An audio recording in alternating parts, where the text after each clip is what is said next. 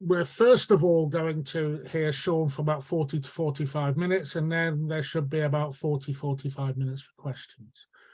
So, Sean Sayers, Lecture 1, Marx, Hegel and Dialectic. It's over to you, Sean.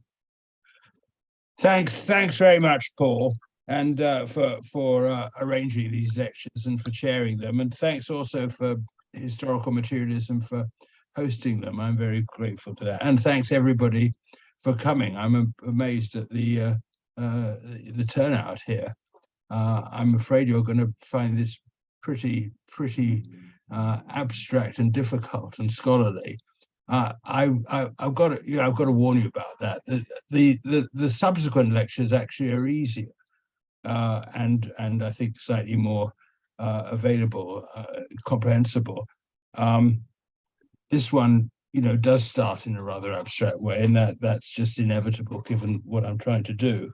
The lectures are all separate and independent of each other, by the way, and can you can just come to one, and it'll be perfectly comprehensible, and none of them depend on the others in that way. But on the other hand, the themes are linked, and they follow a sequence. And what I'm trying to do is to set out the main themes of dialectic as I see them, particularly in this first lecture. I do that in rather abstract and general terms, focusing on Hegel's logic and the way that Hegel's logic contains the basic themes of dialectic, in my view, and how Marx's philosophy relates to them, how Marx criticizes and continues Hegel's philosophy and preserves, in my view, what's valid in it.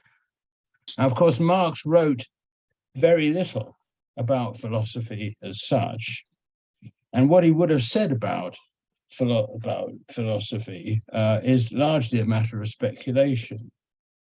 And it's not a speculation that I'm going to be indulging in very much, because his work has led to a very long tradition of philosophical ideas and controversies, the whole tradition of Marxist philosophy, which is sort of taken off and has an independence from Marx's own writings. Though in the case of the issues that I'm going to be talking about, what used to be called the philosophy of dialectical materialism. And so I'm not going to say very much about what Marx himself said. And my purpose here is not Marx scholarship. Rather, my aim is to continue and develop the ideas of Marxist philosophy, especially in the area of dialectic. Now, I better get on with it quickly because I think this will take at least 45 minutes. I'm going to read it out because it's written out and it's quite dense. Okay, the topic of this first lecture is Marx's critique of Hegel's dialectic. And I start with a very well-known quote from Marx. He says, "My dialectic method is not only different from the Hegelian, but is its direct opposite. The mystification which dialectic suffers in Hegel's hands by no means prevents him from being the first to present its general form of working in a comprehensive and conscious manner. With him, it is standing on its head. It must be turned right side up again if he would discover the rational kernel within the mystical shell." Well, how then does Marx criticize Hegel's dialectic? And how does he extract its rational kernel from its mystical shell? Hegel sets out the general principles of his dialectic in his logic, and particularly in its celebrated opening sections on being, nothing, and becoming. Systematic philosophy, Hegel insists, must start with bare abstract being. This, he maintains, is pure immediacy, an empty abstraction equivalent to pure nothing. Hello? Sorry, The negation of this nothing, a logical progression from it, is supposed not simply to return us to bare abstract being. By a dialectical process of what Hegel calls negation of the negation, Hegel claims we move forward to becoming, which is a synthesis of being and nothing. Unlike the concept of abstract being, the category of becoming contains difference within it. This is the character of determinate being. It is the first concrete category in Hegel's system. He says, and I quote, "Becoming is the first concrete thought, and therefore the first concept, whereas being and naught, nothing, are empty abstractions." Hegel maintains that the development from being to nothing and then to becoming is a logical progression. Unfortunately, it seems to me that that is clearly invalid. If pure abstract being is indeed identical with pure empty nothing, as Hegel insists, then no progression beyond that point is possible. The development should simply stop there. Nothing comes from nothing, or as in the sort of Latin tag, ex nihilo fit. Hegel rejects this principle on the grounds that it abolishes becoming and amounts to the view that matter is eternal.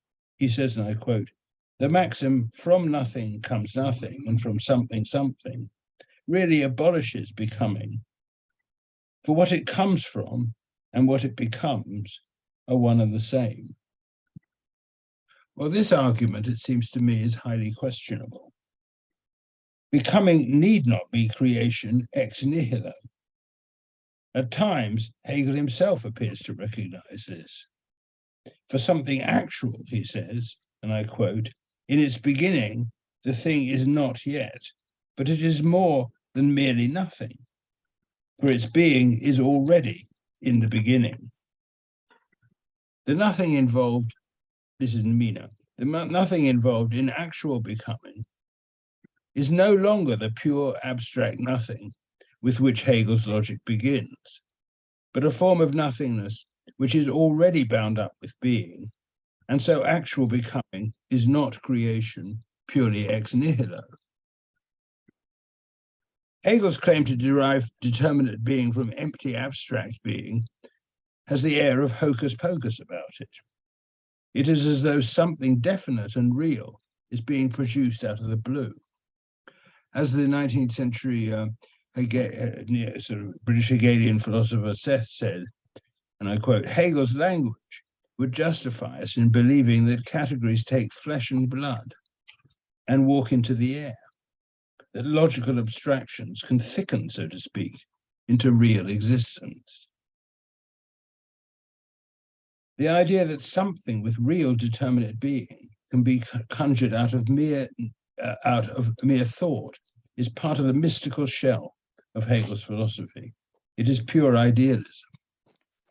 In Marx's words, what Hegel's philosophy amounts to is the view that, and I quote, "the life process of the human brain, that is the process of thinking, which under the name of the idea, he even transforms into an independent subject, is the demiurgos, the creator of the real world. And the real world is only the external phenomenal form of the idea."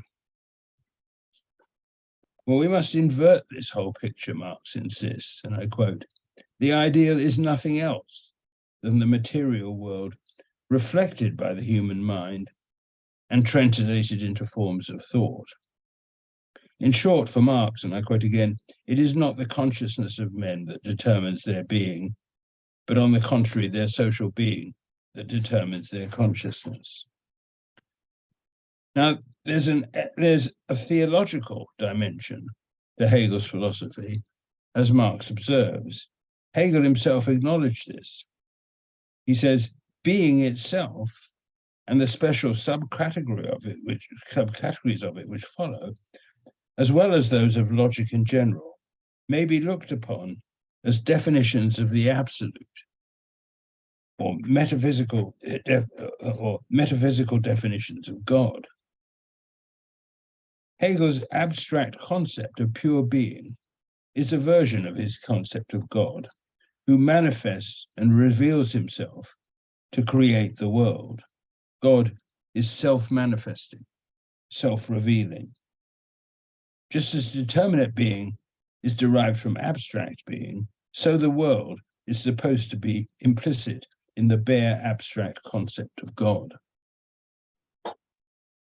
And to explain his view that abstract being manifests itself, Hegel draws an analogy with a seed that grows to become a plant. He writes, "The concept constitutes the beginning in philosophical treatment too, but here it is the substance of the thing, like the seed from which the whole tree unfolds. The seed contains all of its characteristics, the entire nature of the tree, the type of its sap, the pattern of its branches, and so on.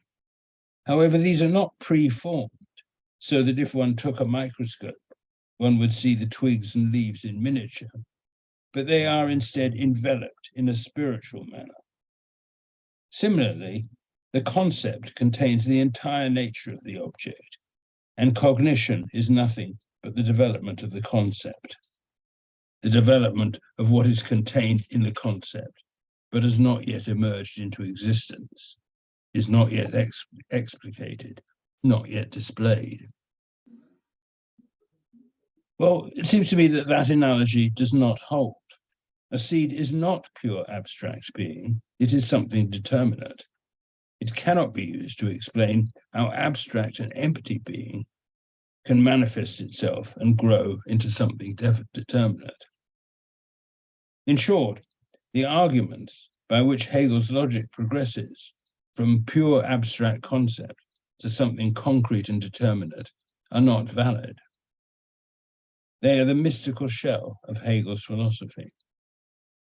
They involve an extravagant sort of idealism, which few subsequent philosophers have accepted. And yet, Marx is right, I think, to say that we should not reject Hegel's philosophy outright. There is a rational kernel in these ideas. What is this, and how can it be extracted? Nothing comes from nothing, hence nothing comes of pure, empty, abstract being. No philosophy can start from there. The specious logical form in which Hegel develops his philosophy must be rejected. This objection is made by Feuerbach, who says, "The beginning of philosophy is the finite, the determinate, and the real. The infinite cannot possibly be conceived without the finite." And Marx agrees with Feuerbach, I think, at least in this respect. The real starting point of Hegel's philosophy is what he portrays as a result of its development, determinate being. With Hegel, Marx says, the correct method is stood on its head. What ought to be at the starting point becomes a mystical outcome, and what ought to be the rational outcome becomes a mystical starting point. End of quote. This, I think, gives a vital clue about how to salvage the rational content of Hegel's philosophy. To discover its valid content, we must invert it. We must start with determinate being and read these initial sections of Hegel's logic backwards, not as an argument which starts with the concept of abstract being and then seeks to derive determinate being from it, but the reverse. We must begin with determinate being and interpret these sections as an analysis of the concept of determinate being, as an exposition, a spelling out of the fundamental principles involved in the concept of determinate being. It then becomes clear that these sections of Hegel's logic present some of the most important and fundamental ideas of dialectic in a general form. According to Hegel, determinate being is a concrete and contradictory unity of being and nothing, of positive and negative aspects. This manifests itself in two ways. I quote Hegel, he says, "Something is by its quality, firstly finite, and secondly alterable, so that finitude and variability appertain to its being." It's the end of the quote. First then, a determinate and concrete thing, unlike abstract being, is finite. It always exists in relation to other things within a larger totality. In order to see a determinate thing concretely, therefore, it must be viewed in the context of its relations to other things. Unlike pure abstract being, determinate being, because it is limited, is not merely positive. It always also negates something else. It is a unity of positive and negative aspects. I quote, "On the one side, limit makes the reality of a thing. And on the other side, this is its negation. But the limit, as the negation of something, is not an abstract nothing, but a nothing which is what we call an other." That's Hegel. The limits of a thing, and hence its relations to other things, are constitutive of its nature. Hence its limits are not external to the thing or merely contingent. They are internal and essential. Again, to quote Hegel, the limit is present in the something itself. End of quote. Its limit determines its identity. And again, another quote, there's lots of quotes in this lecture. A thing is what it is, only in and by reason of its limit. We cannot therefore regard the limit as only external to being, which is then and there. It rather goes through and through the whole of such existence. End of quote. If the relations of a thing are altered, therefore, the thing itself is changed through and through. And so, to quote again, when we are cognizant of how an object is related to everything else, then we are cognizant of its very nature. In other words, the relations of a thing are constitutive of its being. This view is implied in the Hegelian logical principle of the finite nature of concrete and determinate things. It is one of the main conclusions of the initial sections of his logic. Hegel claims to derive these views from the concept of bare abstract being. That claim, as I've said, is fallacious. These conclusions are not proved by Hegel. They are not derived by valid arguments from the concept of abstract being, but they are enormously important and significant nevertheless. They comprise some of the basic tenets of his philosophy of dialectic.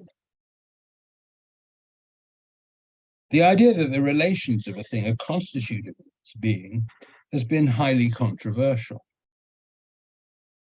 It was taken up by F.H. Bradley and other neo-Hegelian philosophers at the end of the 19th century under the title of the theory of internal relations.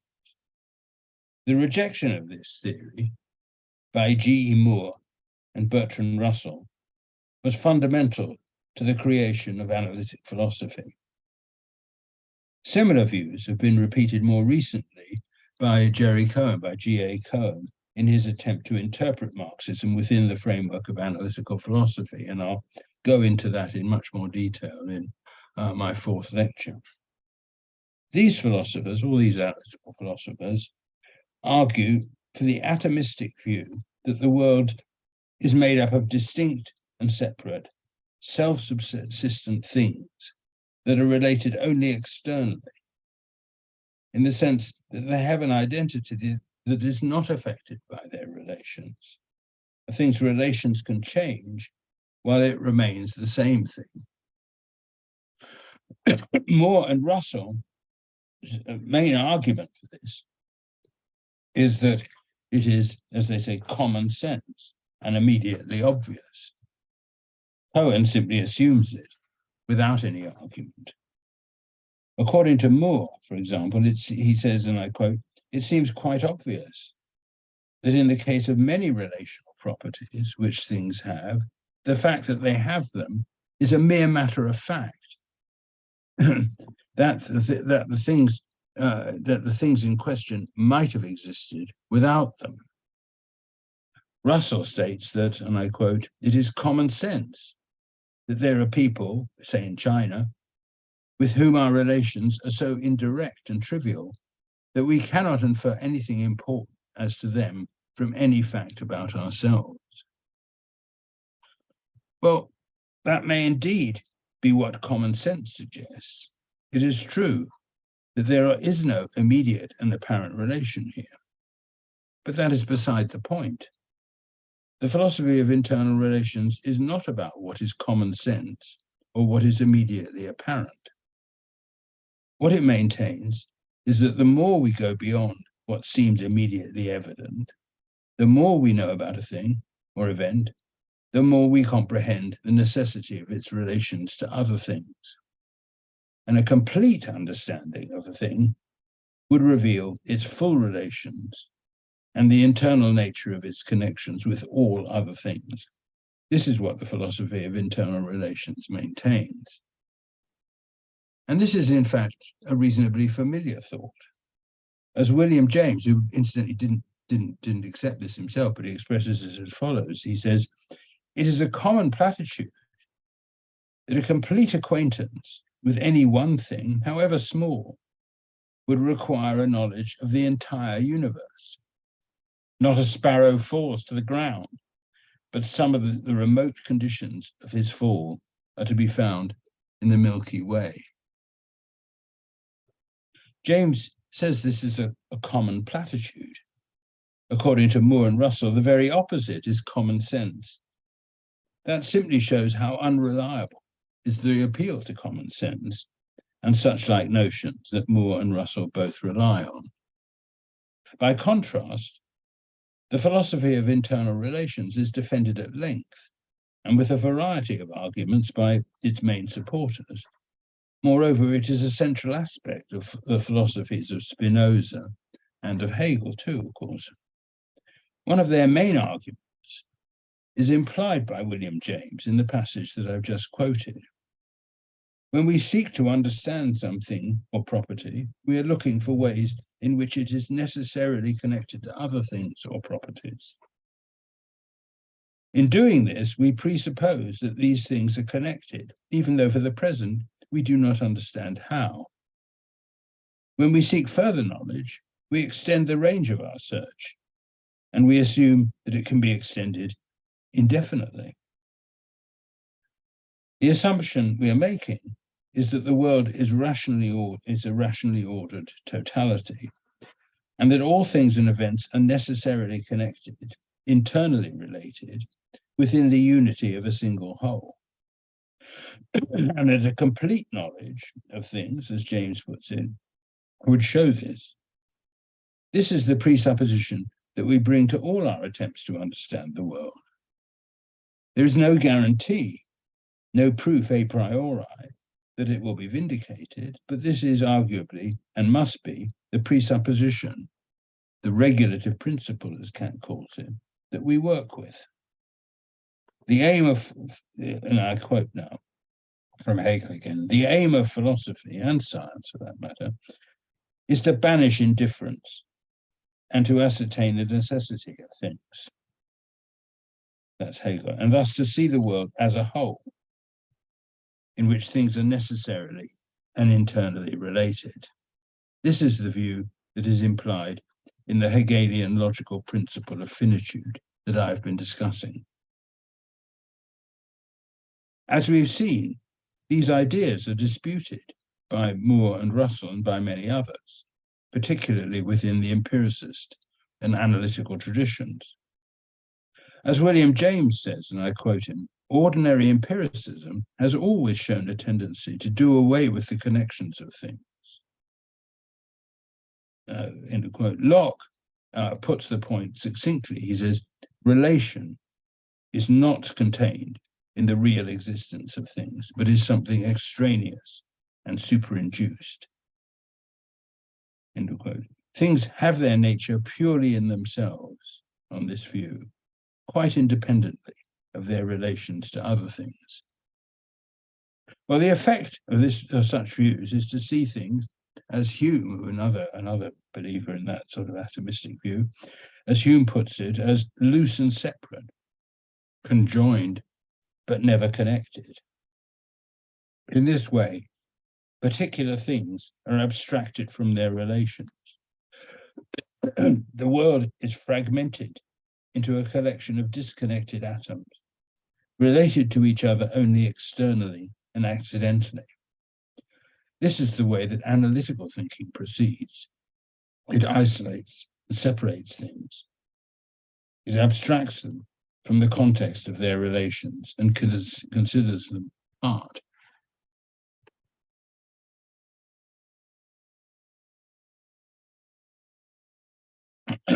Now, analysis, the distinguishing and separating of things in this way, plays a vital role in knowing and understanding things.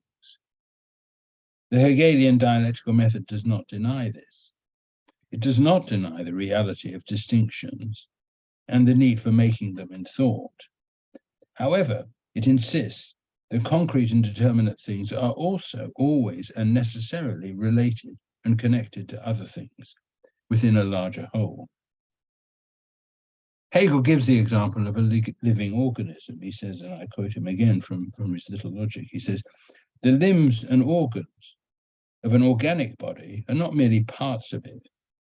It is only in their unity they are what they are, and they are unquestionably affected by that unity, as they also in turn affect it. These limbs and organs become mere parts only when they pass under the hands of an anatomist, whose occupation, be it remembered, is not with the living body, but with the corpse. Not that such analysis is illegitimate. We only mean that the external and mechanical relation of whole and parts is not sufficient for us if we want to study organic life in its truth." End of quote. Well, this applies to all concrete things, seems to me, not only to organisms. Analyzing a concrete totality and distinguishing its parts is essential for the understanding of things. In doing so, however, one must be aware that one is severing its parts from their relations and in the process turning what is concrete into something abstract. The implications of this are that in order to understand the nature of concrete and determinate things, it is vital to see them in the context of their relations to other things and within a wider whole. This is what is involved in Hegel's claim that the determinate beings are finite. Moreover, finitude is bound up with the contradictions within things and hence with their alterability. He says, and I quote, "The nature of the finite as something does not meet the nature of the other as if it had no affinity to it, but being implicitly the other of itself, undergoes alteration. Alteration thus exhibits the inherent contradiction which originally attaches to determinate being and which forces it out of its own bounds." That's Hegel. Well, this takes us to the second main characteristic of determinate being described by Hegel.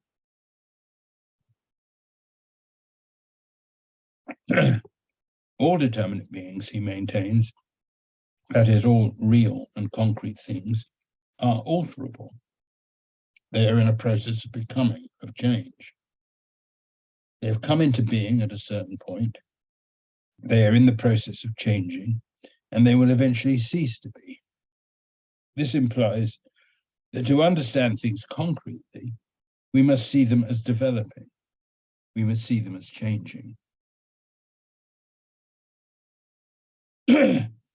This is not denial that things can also be fixed and stationary, but these states are relative and temporary. Nothing concrete remains the same forever. Change and motion are inherent in all things. According to Marxism, this holds even for logical and necessary truths, such as those of mathematics and logic.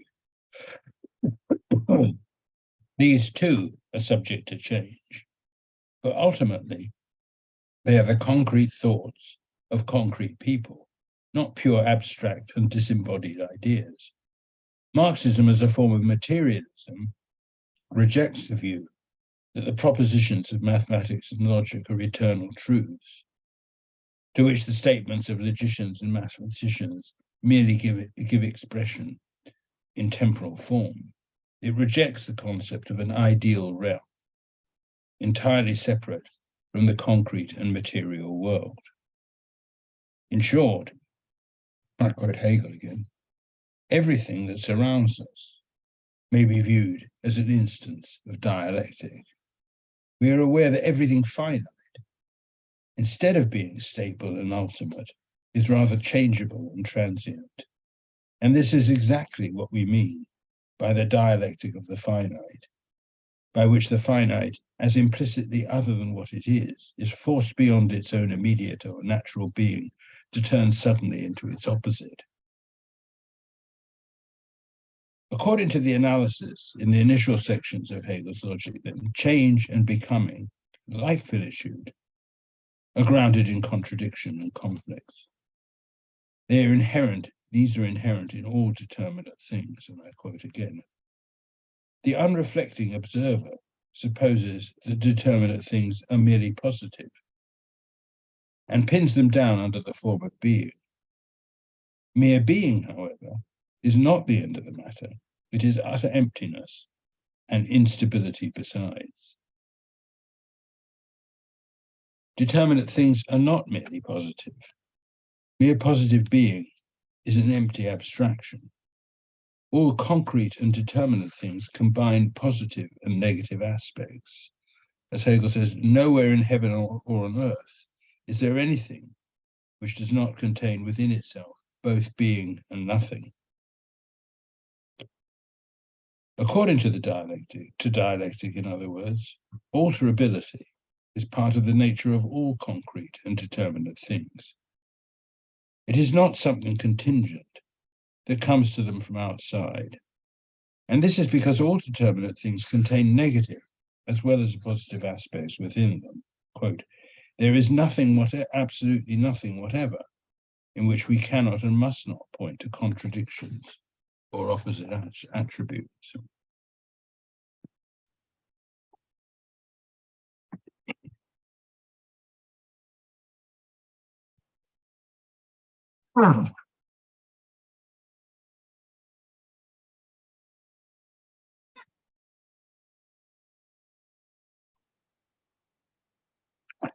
Sorry.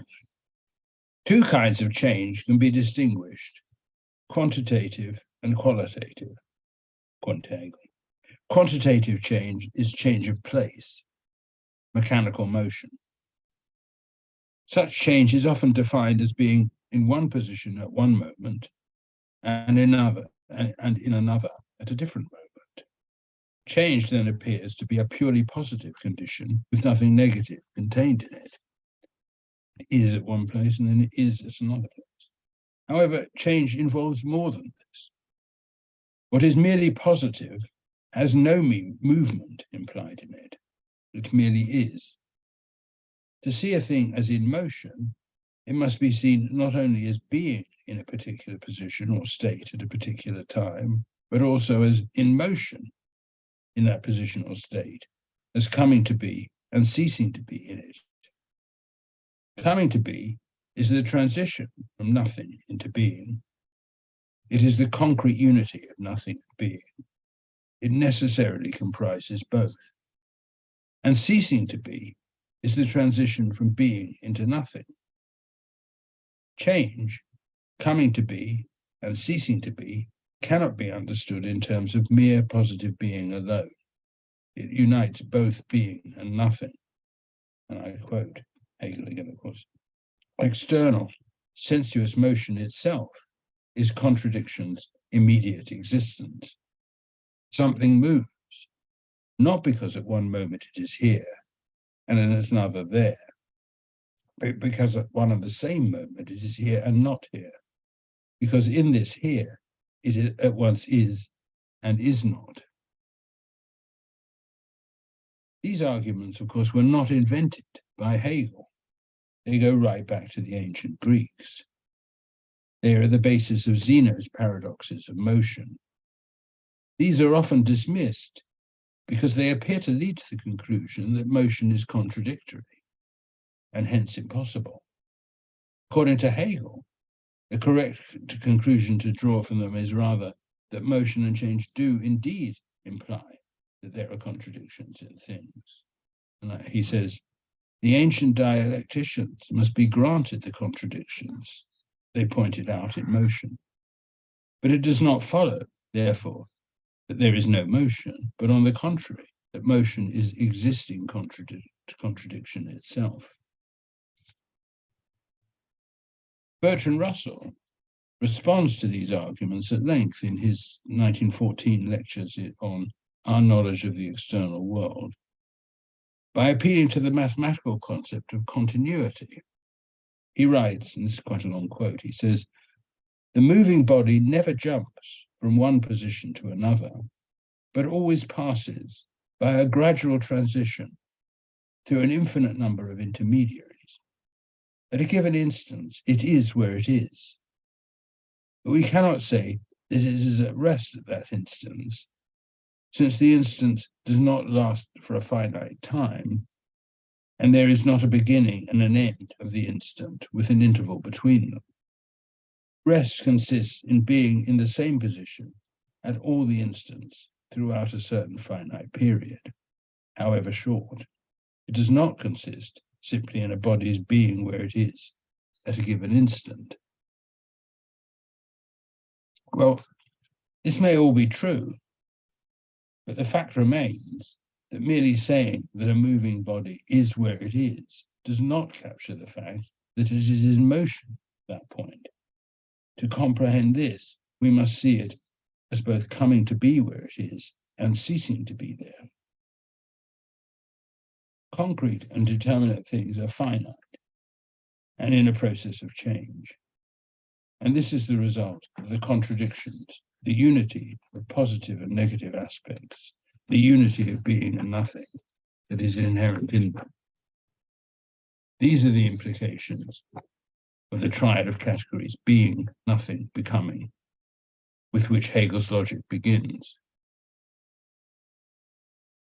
To say that all concrete things are in a process of change may seem trivial and obvious, but the dialectical account of the matter is far from that. It is very controversial and much disputed, for it is widely thought that things are merely positive in nature, that rest and constancy are the normal and basic states, and that negation and hence movement and change are accidental and contingent occurrences that can come about only when things are affected from outside. Again, this view is a familiar part of classical empiricism. Locke asserts that a material body is, as he puts it, inactive and has not the power to produce motion in itself. And this is the mechanistic way of seeing things too.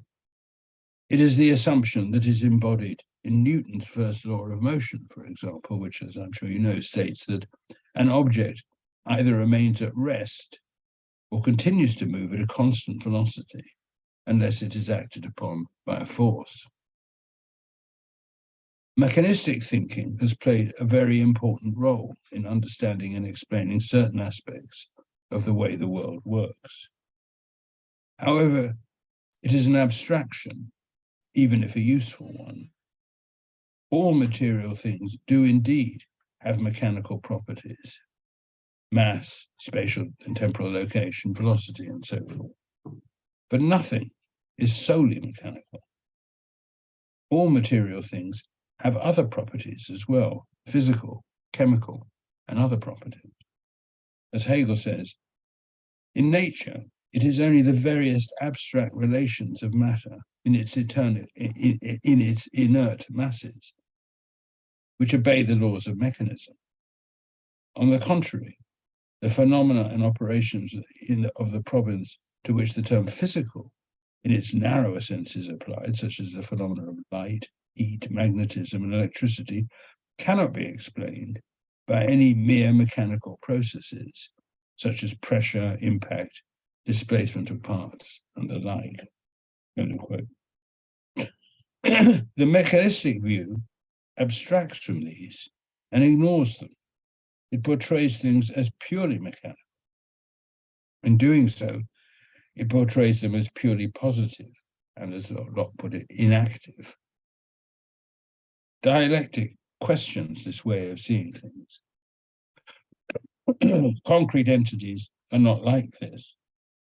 He says, to materialized conception, existence stands in the character of something solely positive and quietly abiding within its own limits. Though we also know it is true that everything finite is subject to change. Such changeable in existence is to the superficial eye a mere possibility, the realization of which is not a consequence of its own nature. But the fact is, mutability lies in the notion of existence, and change is only the manifestation of what it implicitly is. Well, this is not to suggest that there is a life force in things or anything like that. However, even the most enduring objects change. And this is not only because there are forces upon them externally. Things change because there are also contradictions, negative and positive aspects within them. This is the dialectical view. To repeat, these views about the nature of determinate things are not proved by Hegel from anything more fundamental, as he claims. Hegel's derivation of them from the concept of bare being is fallacious. And again, these ideas are hugely important, the heart and soul of dialectic, and they are implicit in Hegel's arguments in the opening sections of his logic.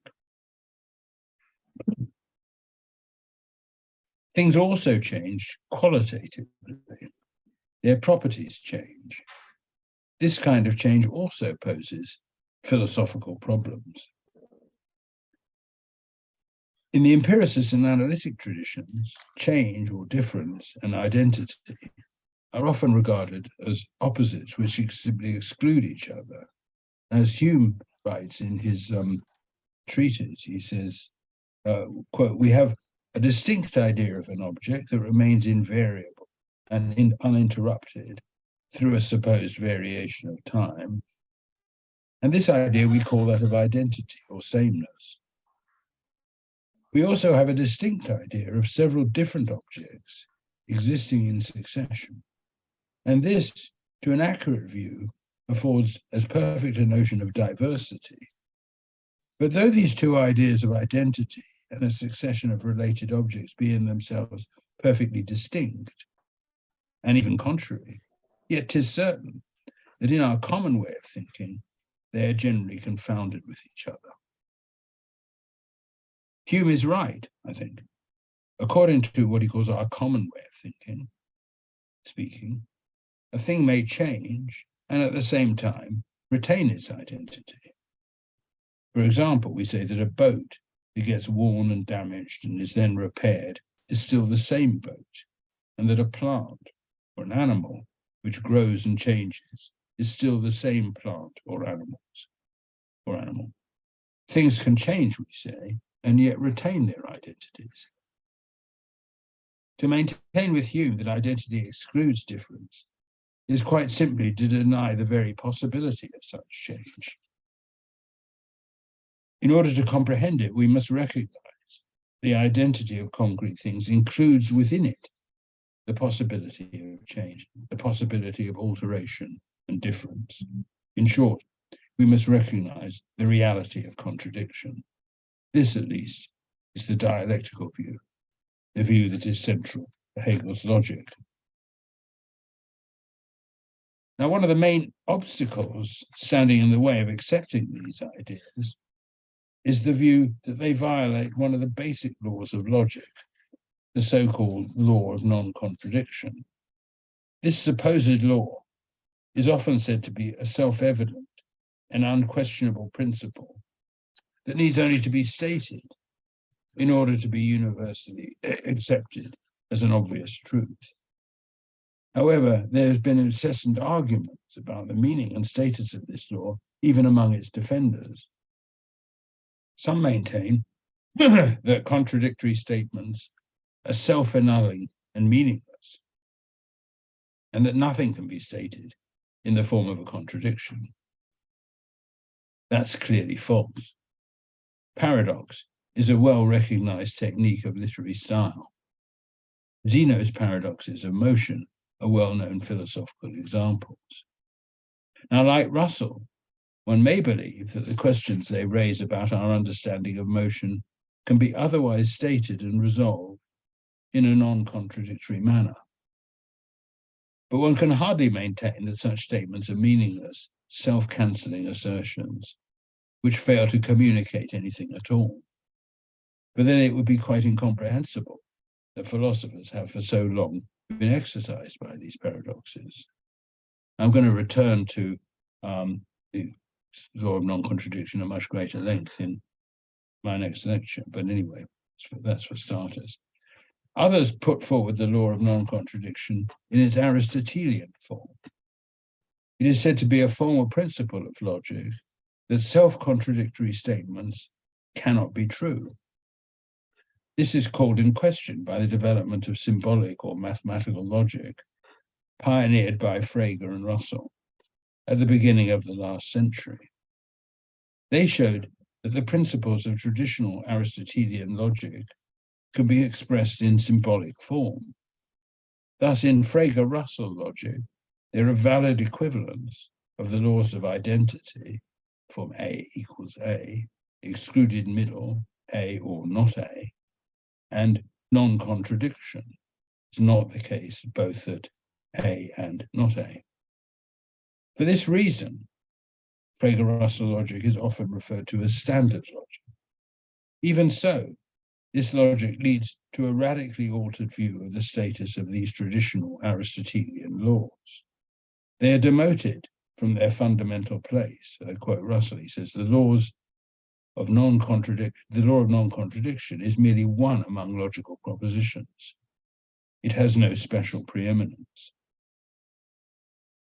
Moreover, standard logic is not the only kind of logic. Alternative systems are possible. In some, the traditional Aristotelian laws hold, in others, they do not. From a purely formal and logical point of view, these are equally valid, equally possible alternatives. In this respect, the impact of symbolic logic in the field of logic has been comparable to that of the discovery of the possibility of non-Euclidean geometries in mathematics. Just as Aristotelian logic was regarded as embodying universal and necessary logical laws, so Euclidean geometry was regarded as giving a true and necessary account of space.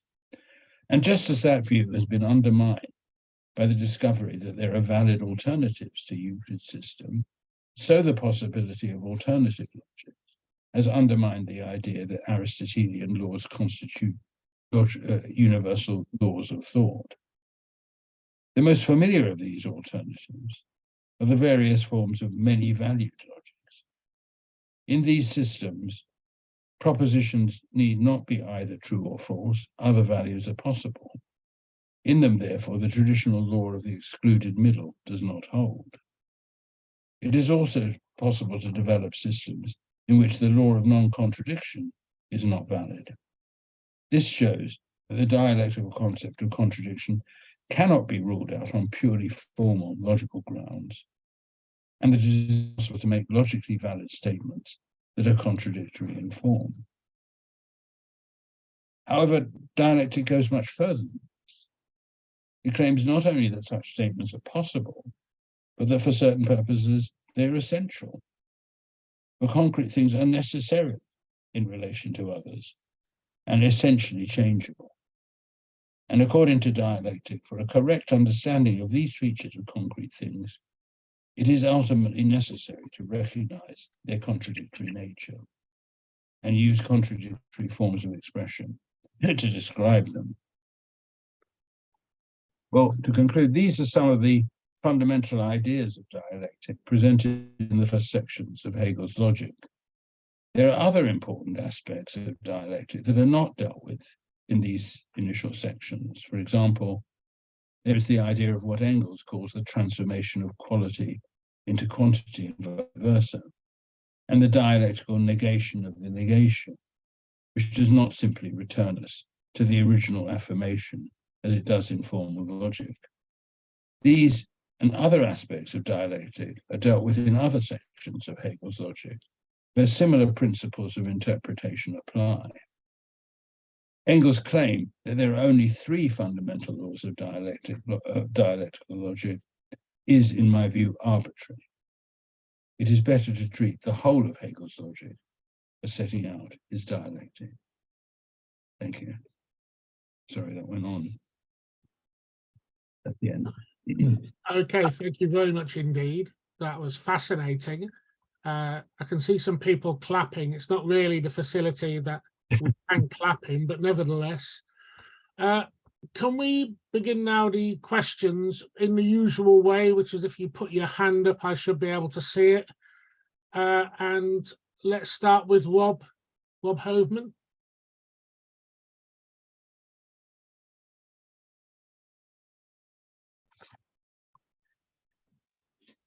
I'm sorry, I was actually just clapping, but as you've asked me, I've got a couple of first of all, a small point about H. Bradley and the theory of internal relations. I think you'll find that in Bradley, he thought that all relations were unreal and that he wasn't actually a theorist of relations itself. That's just an erroneous reading of Bradley, but that's a very small point. I suppose a more significant one would be this. I take your point about the internal relations, and I think it's a very important feature of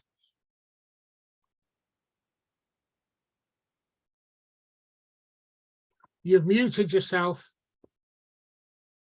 Rob, can you unmute? Yes, sorry. Did you get it? So I was just raising the point about the theory of internal relations and a small point about Bradley. But more importantly, if you take things to be the sum total of their relations, and their relations are, in the end, embrace the universe, is there not a danger then of seeing, as it were, the theory of internal relations that you take to be a very important part of dialectics as something which, as it were, allows one through logical means to extract, as it were, in the Hegelian way that he attempted in taking, being and nothingness and deriving becoming from it, erroneously, as you rightly point out. But isn't there a danger of seeing, as it were, us deducing the universe from, as it were, the situation of a particular individual within the universe because it's defined by those internal relations which are universe-wide? Isn't there a danger of becoming, as it were, too logical in one's analysis of the universe? Okay, perhaps we can take 2 or 3 questions before we go back to Sean. We have a question in the chat box from Nick. I don't know if you want to read that, Sean, as opposed, because Nick hasn't put his hand up to read it out. Are there any other questions just now for Sean? Damas.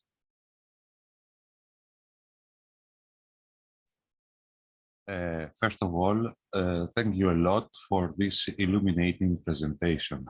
I would like to ask 2 brief questions.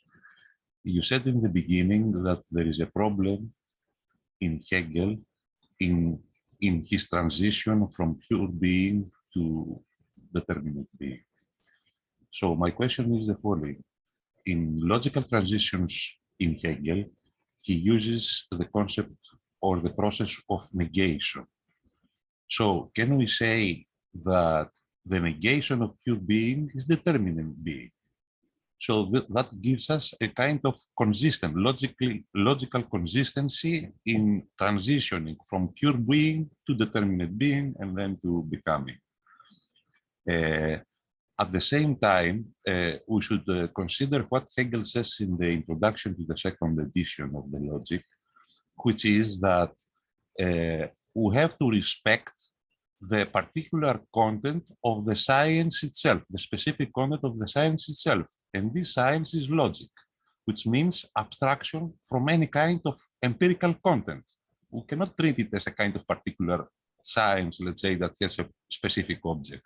And in that regard, he is also consistent because he operates purely on the level of conceptuality, given that this is the object of the science of logic. And my second question is the following. You said that Marx rejects the separateness of the ideal realm. Yes, the separateness. Nevertheless, I believe, but I want to hear your opinion, that he accepts the existence of categories and concepts within real relations, in a version, if you like, of Aristotle's conceptual realism. In other words, that concepts are not just names, as nominalism argues, but they have a true substance within matter itself, as Aristotle claims, and Marx, of course, embodies them within real social relationships. Thank you. Sean, do you want to come back on that and the other questions?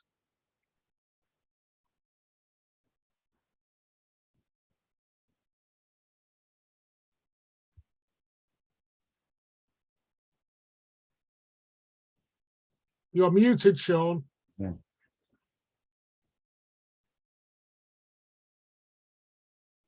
Sean, you need to unmute. Yeah, okay, I've done it. I don't know how I managed to mute myself. Anyway, here I am. Yeah, to reply to Rob Haverman.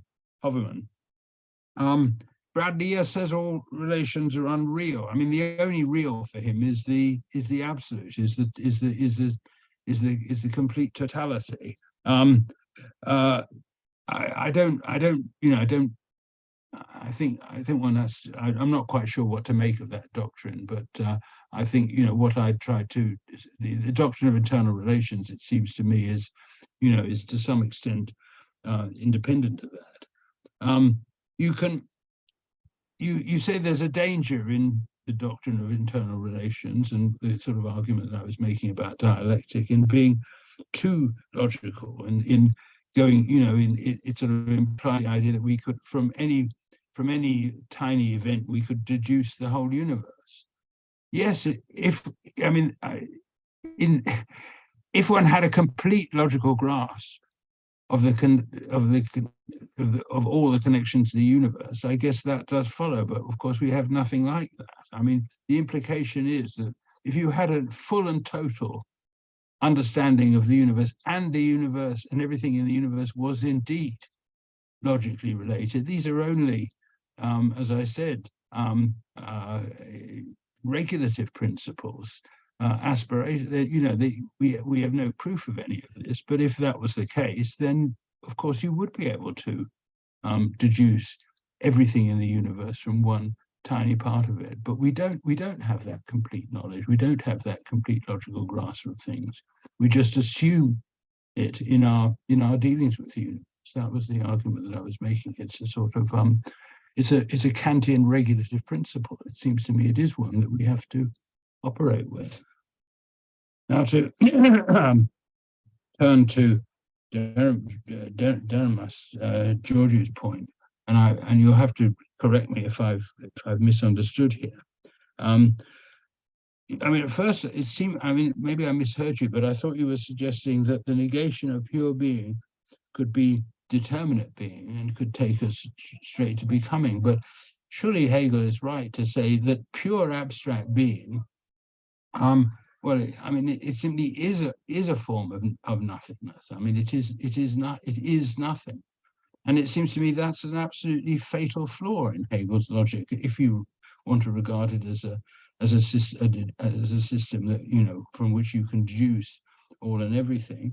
The argument I made at the beginning of my paper. I mean, if pure being is simply nothing, the whole process should stop there.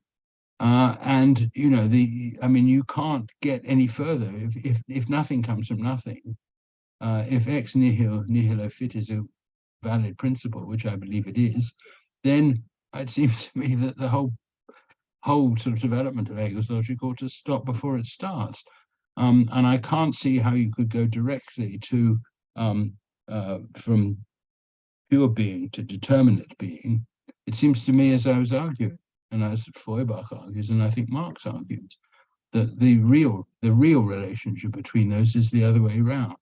You can abstract pure being from determinate being, but you can't produce anything determinate from something pure abstract nothingness. And that was the argument I was making anyway. That was my criticism of Hegel. Now, I think I agree though with the second point that you were making, insofar as it understood it, that Marx does reject the separation of the conceptual and the real, like how do you say, like Aristotle is a sort of conceptual realist. I think instantly that Hegel is as well. I mean, you might call him a conceptual idealist, but he's a, they all three of them reject any sort of metaphysical dualism, any metaphysical separation of the conceptual and the real. And I think that's absolutely fundamental to the way they all think. And I think it's I think another feature of particularly, that runs right through a great deal of modern philosophy is the sort of dualism there, which I think they all reject. And I think that's a very important point. Yes, I agree with that. And now, I mean, I've had a quick glance at the comment here in the chat. I mean, Saussure, I should say, does have this idea of a sort of network of everything being related to everything else, as far as through a system of differences. As far as I know, I understand his thoughts. So in that, and I think that those ideas ultimately do come into modern philosophy via Hegel. Now, but that's as far as I've got with this. Do you want me to read it out and try and answer it? You say, would you say that Saussure is a child of Hegel? The value of a word is negative and utterly relational, and therefore its value is given only by the totality and not in itself. And so structuralism tout court. Yes, I agree with that. I mean, I think that is the same thought, essentially, as the what Hegel calls finitude. Change in becoming is a change in relations and not a change in the determinate being, except the determinate being is relations. What is relational thought? Why is relational thought revolutionary? An analytical thought in accordance with the status quo, Dr. Commons, is that LOL? I never quite know what that means. You'll have to. Lots of love, I think that is. Lots of love, or laugh out loud, yeah. or what? Anyway, Dr. Common Sense must be regarding change and social change. Why is relation? I mean, is this the question? Why is relational thought revolutionary and analytical thought in accordance with the status quo? Well, I'm not sure I wanted to say that, really, that I'm not sure I wanted to divide them as sort of revolutionary and conservative in that way. I would say more like realistic. I mean, I think ultimately relational thought is an accurate and correct description of the way things really are. They are related.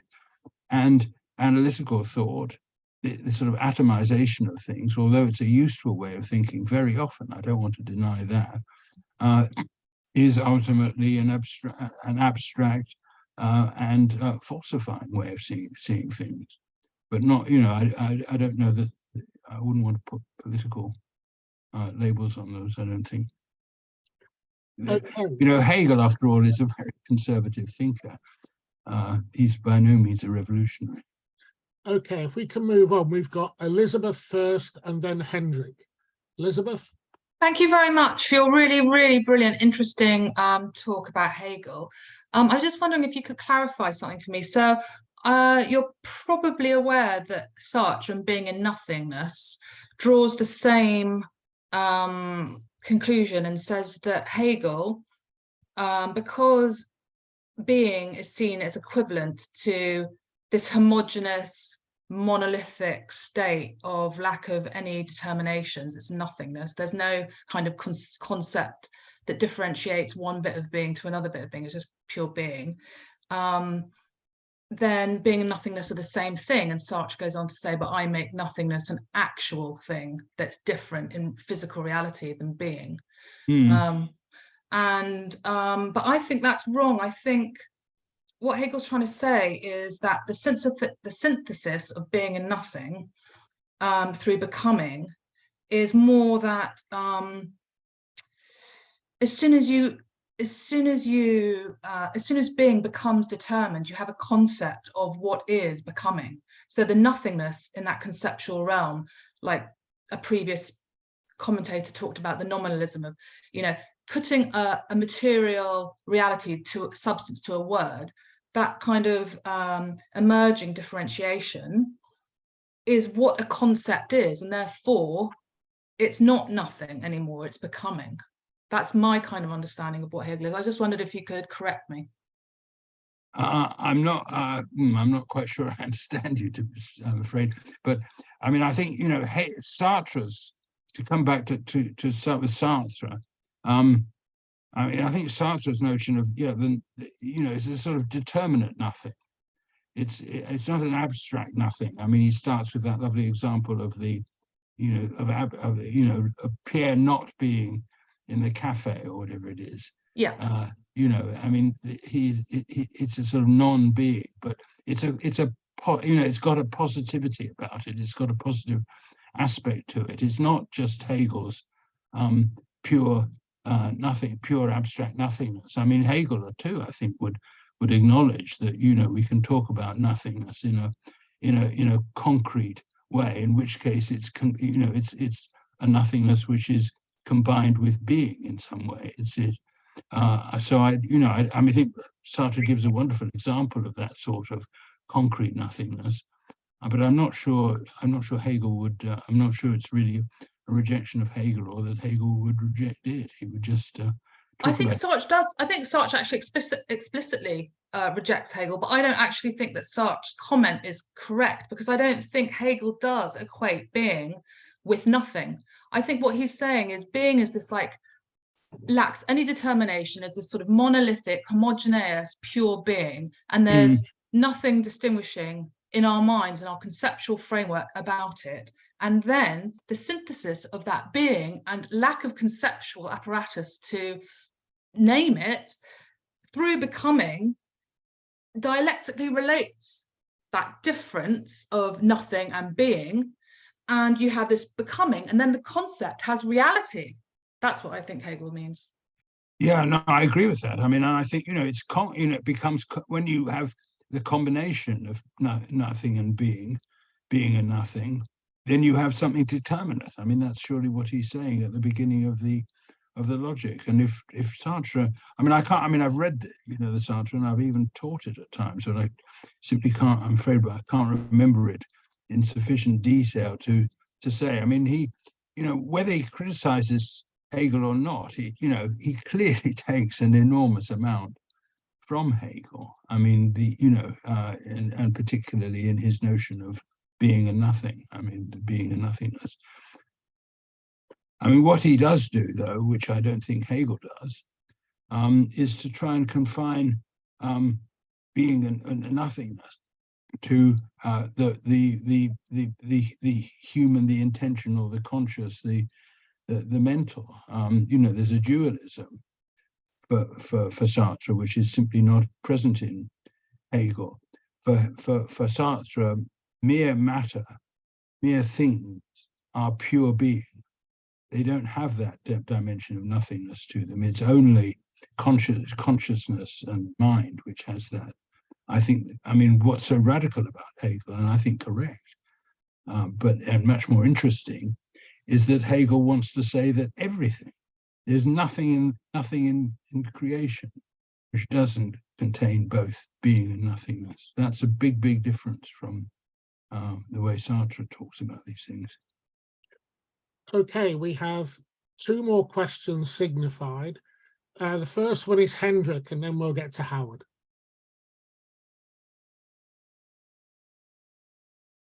Hendrik, yeah. Can you hear me? Yeah. Yeah, I can't see you though, but yeah, go ahead. Yeah, oh yeah, there you Thank are. you. Yep. Thank you, Sean. Dear all. Let me first introduce myself a little bit. I am a political economist and evolutionary psychologist and a researcher in peace and conflict studies for the past 30 years. I've been teaching Marxism as far as it was allowed in Germany, which was very anti-communist and still is. And I was fired, by the way, 20 years ago from a university in Germany.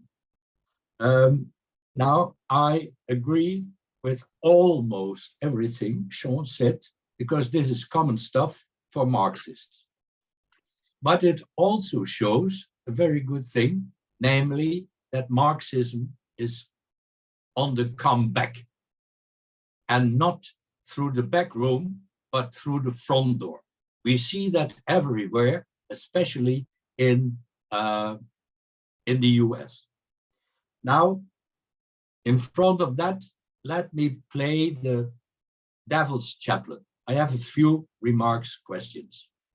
First of all, what you've been saying, Sean, about Hegel, all correct, but I had expected more, according to the title, that you would show what it means that Marx turned Hegel from the head to its feet. There was not much about it, as far as I understood. So that would be maybe a point for a next lecture. Second point. You said one of the core things in the early Marxism was nothing comes from nothing.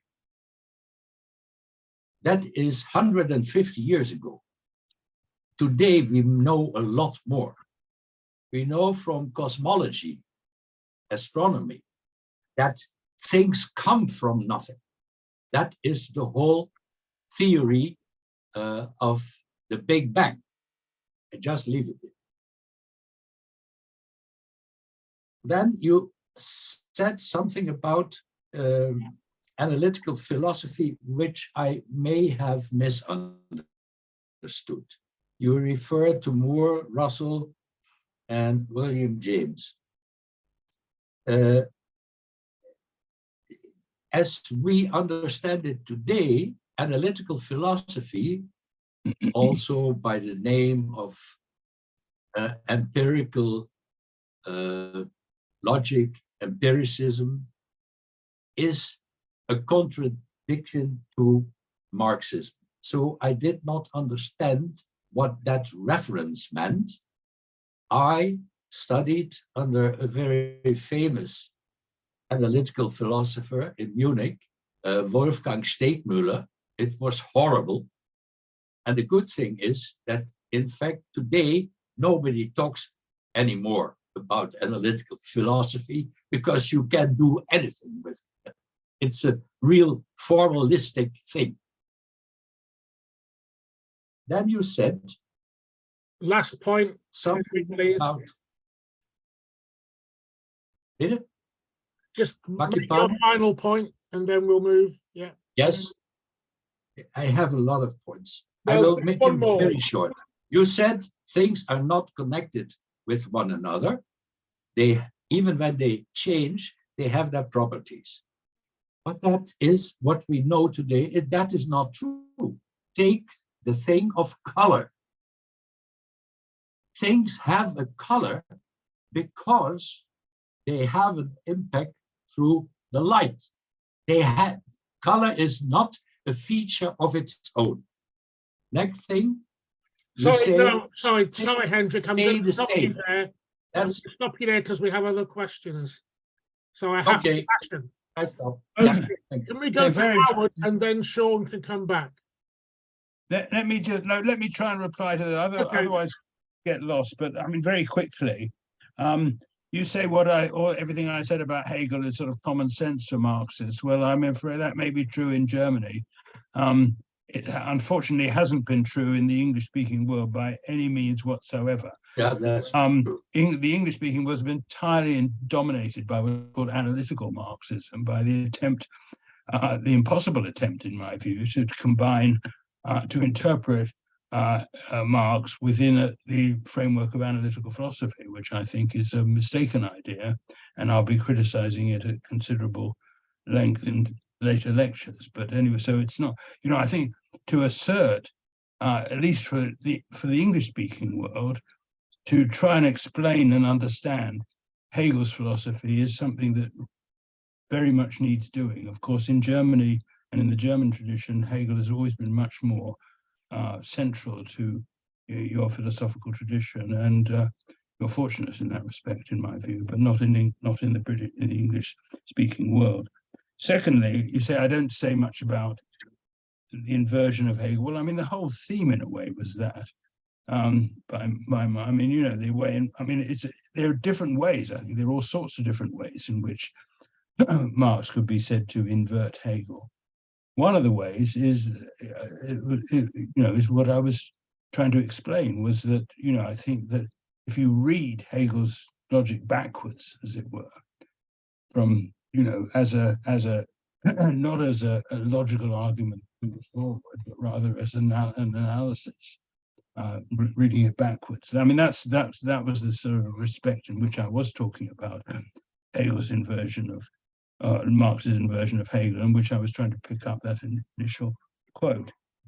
Thirdly, you say things nowadays do come from nothing. We've learned that something can come from nothing with the Big Bang. Well, I'm not sure that we do. I mean, I don't think people understand the Big Bang as a sort of creation ex nihilo. I mean, one idea is that it's a sort of reduction to a singularity and then a re-expansion.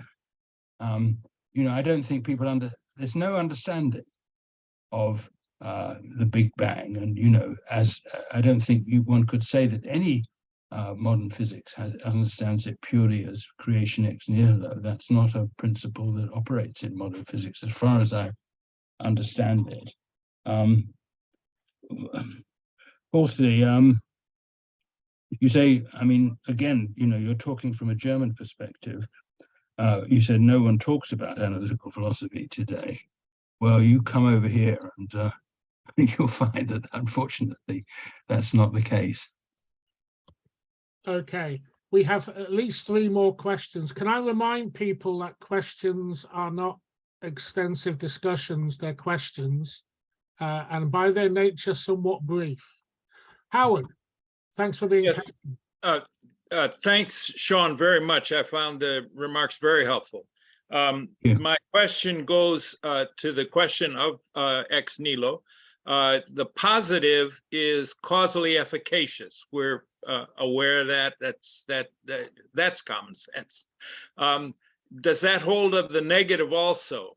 Years ago, Bhaskar argued that drought was causally efficacious, but I always wondered whether it didn't manifest itself by working through the metabolism of cells and things that were positive. But surely, that's a difficult question, and I think we'd have to look at different examples. But surely the negative is the sort of the moving principle, if you like, and therefore presumably a causative, causally efficacious principle in Hegel's philosophy and in dialectic. I mean, what is purely positive is simply unchanging and static and abstract. The negative is the dynamic principle, is what, as Hegel puts it, drives things out of their positive state and into motion. So I would have thought that it's really if you can locate the sort of efficacious principle in dialectic anywhere, it would be in the negative. But of course, the negative can't exist on its own. I mean, the whole point about dialectic is that positive and negative must exist together, and as together, as united, they're contradictory, and therefore, produce conflict and tension and change. So whether you locate the sort of efficacious principle in the positive or the negative, I'm not sure at the end of the day, you can distinguish those two. But insofar as you can, seems to me that the negative is the more dynamic side of things. Okay, I hope I'm getting your name right. Thais? Yes, Thais. My name is Thais. I'm from Brazil, and I am a PhD researcher in philosophy of law here at the University of São Paulo. So I have a question about the beginning of your exposition, and what do you think about the so-called non-metaphysical reading of Hegel? Now, it starts from the idea that Hegel's idealism is not exactly idealistic. In fact, Hegel would be a materialist. And so in this view, Hegel assumes that, well, there is a set of fundamental objective determinations in the world, and these determinations can be comprehended by the determinations of our thought. So through dialectical logic, the ordering of the essential determinations of our thought would correspond to the essential determinations of the world. It is a way to reconstruct objective levels of increasing complexity. So this would provide another comprehension for Marx's critique of Hegel that leads to the conclusion that Marx thought he was inverting Hegel, but actually was following his own materialistic logic. So I would like to hear what do you have to say about it. Well, I'm not familiar. I mean, what I'm familiar with is a non-metaphysical reading of Hegel's political philosophy, the philosophy of right. That's been quite influential in English and American philosophy. I'm not familiar, I must say, with a non-metaphysical reading of the logic, which is metaphysics. I mean, it's a strange idea to have a non-metaphysical reading of what is essentially a work of metaphysics. But who are you thinking of there? Who would be an example of somebody who gives that sort of reading? Well, there is a few intellectuals at the new dialectics debates, like Tony Smith. Yeah. So yeah, they kind of follow this this comprehension. Oh yeah, okay, yes, yeah. I mean, very much. I mean, I usually agree quite a lot with Tony Smith, and I know him quite well. But I think that, I think both with the non-metaphysical reading of political philosophy, the philosophy of right, and with the attempt to sort of remove a sort of system and metaphysics from Hegel's methodological sort of ideas, which is really what Tony's on about. I think it can be illuminating and important. I don't want to deny that. I mean, but on the other hand, it does seem to me that Hegel was a metaphysical thinker, and if you try and read him without that dimension, there's going to be something lost. Some of it, perhaps, baggage that ought to be lost, that's better lost.